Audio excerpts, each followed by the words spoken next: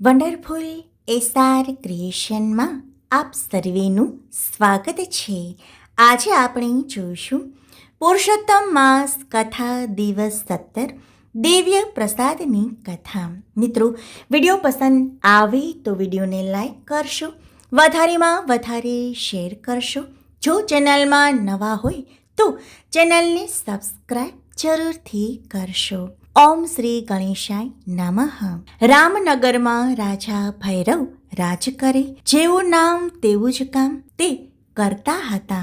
તે ક્રૂર અને ઘાતકી હતો. સાધારણ ગુના માટે તે આકરી સજા કરતો. તેના દિલમાં જરા પણ રહેમ હતો નહીં. શિકાર તેનો મુખ્ય શોખ હતો. હિંસક પશુઓ સાથે નિર્દોષ અને નિર્મળ પ્રાણીઓને પણ તે છોડતો નહીં. તેણે તો પોતાની જિંદગીમાં કોઈ પુણ્ય કાર્ય કર્યું જ ન હતું. તેની આખી જિંદગી પાપ ભર્યા કાર્યો કરવામાં જ પસાર થઈ હતી. તેની રાણીનું નામ ફૂલકુંવરબાઈ હતું. સાચી જ તે ફૂલ જેવી સુંદર, કોમળ અને નાજુક હતી. તે ઘણી જ ધર્મનિષ્ઠ અને દયાળુ હતી. તેનો આખો દિવસ વ્રત જપ તપમાં જતો હતો. રાજા જેટલું પાપ કરે એટલું જ રાણી પુણ્ય કરે. રાજા તો વનમાં શિકારે જાય ત્યારે રાણી પંખીને ચણે નાખે, ગાયોને ઘાસ નાખે અને દીન દુખિયાને મદદ કરે. આમ કરતા રાજા ભૈરવ પ્રૌઢ થયો. શરીરની શક્તિ ધીમે ધીમે ઘટતી ગઈ. ત્યારે રાજાને પોતે કરેલ પાપના પડછાયા ડરાવવા લાગ્યા. રાજા તો ઊંઘમાંથી ઝબકીને જાગી જતો. કરેલ પાપ યાદ કરીને સંતાપ કરતો. રાજાને ક્યાંય ચેન પડતું ન હતું. તેને થવા લાગતું કે હજી જે થોડી ઘણી આવરદા બાકી હોય તેમાં કંઈક ભલાઈના કામ કરું તો શાંતિથી મોત આવે. ઘણા દિવસના સંતાપ અને વિચારના અંતે તેણે નક્કી કર્યું કે આ રાજપાટ કુંવરને સોંપીને જંગલમાં જઈ ધર્મ ધ્યાન અને તપ કરું, જેથી જીવને કંઈક શાંતિ મળે. છેવટે તેમણે તે વિચારનો અમલ કર્યો. કુંવરને રાજપાટ સોંપી દઈને વનમાં જવાનું નક્કી કર્યું. ત્યારે તેમની સાથે રાણીએ પણ આવવા માટે આગ્રહ કર્યો. જ્યાં પતિ ત્યાં હું તેમ સતી નારીએ જણાવ્યું. બંને રાજમાંથી કંઈ પણ લીધા વગર ઉઘાડા પગે અને સામાન્ય વસ્ત્રો સાથે ચાલી નીકળ્યા. વનમાં પ્રવેશતા જ એક 4 હાથવાળો માણસ તેમની સામે મળ્યો. રાજાએ તો તેના 4 હાથ જોઈ તે કોઈ દેવ હશે તેમ માની તેના પગમાં પડ્યો. રાણીએ પણ રાજાનું અનુકરણ કર્યું. રાજા બોલ્યો, હે દેવ, હું મહાપાપી છું. પાપ કરતા પાછું વળીને મેં ક્યારેય જોયું નથી. પાપના પડછાયા મને જંપીને જીવવા દેતા નથી. હું મહાપાતકી છું, માટે તમે મને બચાવો. ત્યારે 4 હાથવાળો બ્રાહ્મણ બોલ્યો, ભાઈ, હું કોઈ દેવ નથી, હું તો બ્રાહ્મણ છું. આગળ જતાં મારા જેવા ઘણાય 4 હાથવાળા માનવો તમને જોવા મળશે. રાજાને લાગ્યું કે આમાં કંઈક ભેદ લાગે છે. તેથી રાજાએ બ્રાહ્મણને જણાવવા માટે આગ્રહ કર્યો. ત્યારે બ્રાહ્મણ બોલ્યો, થોડા દિવસ પહેલાંની વાત છે. હું આ રસ્તેથી પસાર થતો હતો. ત્યારે સામે દેખાતા તળાવની પાળે મેં એક 4 હાથવાળા ગોવાળને બેઠેલો જોયો. પહેલાં તો ડરી ગયો, પછી હિંમત કરીને તેની પાસે ગયો અને તેના 4 હાથ વિશે પૃચ્છા કરી. ત્યારે તે ગોવાળે જણાવ્યું, હે ભૂદેવ, સામે આંબાની જે ઘટા દેખાય છે તેની પાછળ કનકનો એક પહાડ છે. હું ત્યાં એકવાર ફરતો ફરતો ગયો. ત્યાં મેં મારા જેવા ગોવાળને જોયો. તેને પણ 4 હાથ હતા. હું તેની સામે જિજ્ઞાસાથી તાકી રહ્યો. ત્યારે તે મારી પાસે આવીને મારા હાથ પકડીને મને કનકના પહાડ ઉપર લઈ ગયો.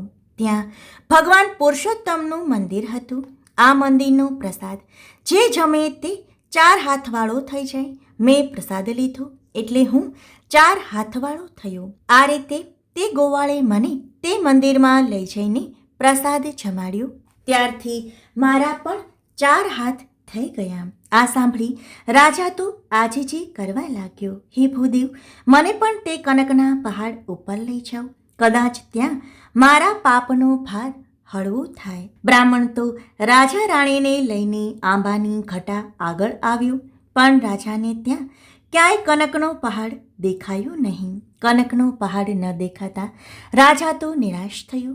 ત્યારે બ્રાહ્મણ બોલ્યો, રાજન, એ કનકના પહાડના દર્શન પુણ્યશાળીને જ થાય છે. જિંદગીમાં એકાદ જો પુણ્ય કાર્ય કર્યું હોય તો એ પહાડ તમને જરૂર દેખાત. આ સાંભળી રાજા તો નિરાશ વદને બોલ્યો, તમારી વાત સાચી છે ભૂદેવ, મેં આખી જિંદગી નર્યા પાપ જ કર્યા છે. એ પાપ આ પુણ્યના અવસરે મારે આડે આવીને ઊભા છે. આ પાપ બળે એવો કોઈ રસ્તો તમારા ધ્યાનમાં હોય તો બતાવો. તમે કહેશો તેમ કરવા માટે હું તૈયાર છું. રાજાને પશ્ચાતાપ કરતો જોઈને બ્રાહ્મણ બોલ્યો, હે રાજન, તમારા સદભાગ્યે અત્યારે પુરુષોત્તમ માસ ચાલે છે. છેલ્લા 8 દિવસ બાકી છે. અહીં 5 જણ બેસીને ઉપવાસ કરી ભગવાન પુરુષોત્તમના ગુણગાન ગાય તો ચોક્કસ કનક પહાડના દર્શન થાય. રાજાને તો ગમે તેમ કરીને કનકના પહાડના દર્શન કરવા હતા.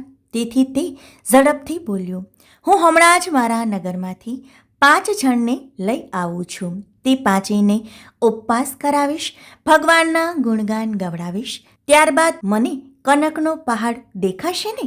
ત્યારે બ્રાહ્મણ હસીને બોલ્યું, રાજન, આમ પુણ્ય ન થાય. જો કનકના પહાડના દર્શન કરવા હોય તો જાતે ઉપવાસ કરવો પડે. તમે ઉપવાસ કરો, તેનું જ ફળ તમને મળે. સહન કર્યા વગર કે કષ્ટ ભોગવ્યા વગર ભગવાનના દર્શન થાય નહીં. પણ ભૂદેવ, તમે તો 5 જણની વાત કરો છો, બીજા 4ને હું ક્યાંથી લાવું?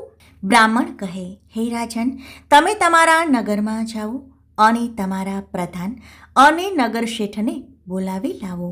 ત્રીજા તમે, ચોથા રાણી અને 5મું હું. આમ આપણે 5 બેસીને ઉપવાસ કરીશું. પુરુષોત્તમ ભગવાનના ગુણગાન ગાઈશું.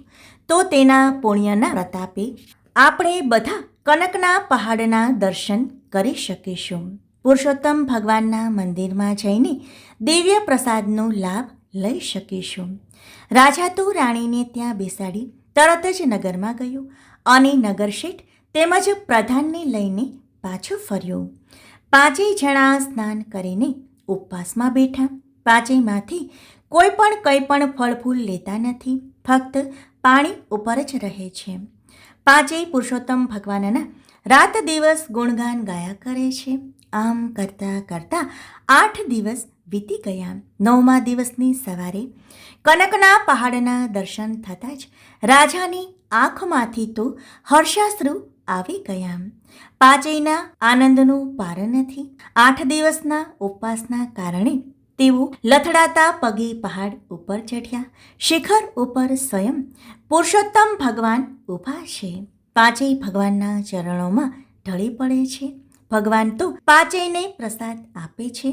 પ્રસાદ ખાતા જ બધા જ ચતુર્ભુજ થઈ ગયા. બધા એકી અવાજે બોલી ઉઠ્યા, હે પુરુષોત્તમ ભગવાન, અમને ચતુર્ભુજ થવું નથી. અમને બધાને તમારા વૈકુંઠમાં સ્થાન આપો. ત્યારે ભગવાને તથાસ્તુ કહ્યું કે અચાનક જ વૈકુંઠનું વિમાન આવ્યું અને 5ને લઈને તે વૈકુંઠમાં પહોંચી ગયું. બોલો પુરુષોત્તમ ભગવાનની છે. હે પુરુષોત્તમ ભગવાન, તમે જેવા રાજા રાણીને ફળ્યા તેવું તમારું વ્રત કરનાર, કથા વાંચનાર તથા સાંભળનાર સૌને ફળજો. મિત્રો, વિડીયો પસંદ આવે તો વિડીયોને લાઈક કરશો, વધારેમાં વધારે શેર કરશો.